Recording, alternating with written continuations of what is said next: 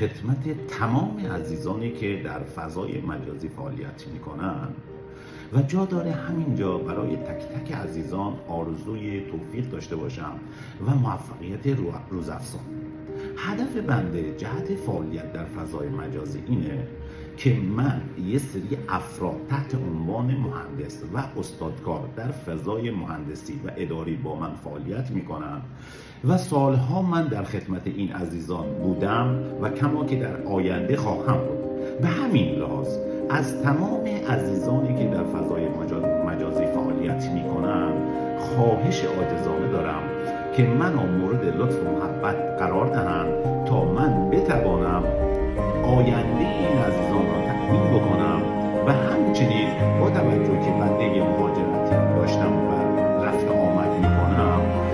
اطمینان خاطر به این عزیزان بدم که من در کنارشون هستم و در تا آخرین نفس فعالیت میکنم که تأمین شغلی داشته باشم. به همین لحاظ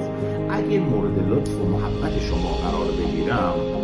از تجربه های من در امر مهندسی و همچنین در راستای مهاجرتی میتونم به عزیزانی که در فضای مجازی فعالیت میکنن اگه اطلاعاتی نیاز داشته باشن با اونها مشارکت داشته باشن. یعنی اگه چنانچه اطلاعاتی در زمینه مهندسی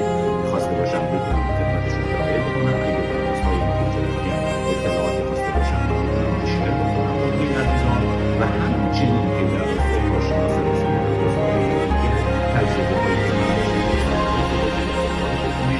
و موارد دیگر در خدمت این عزیزان هستم و در نهایت برای تک تک عزیزان آرزوی توفیق و موفقیت و پیروزی دارم و امیدوارم که مثل همیشه موفق و مؤید باشن. عزت زیاد.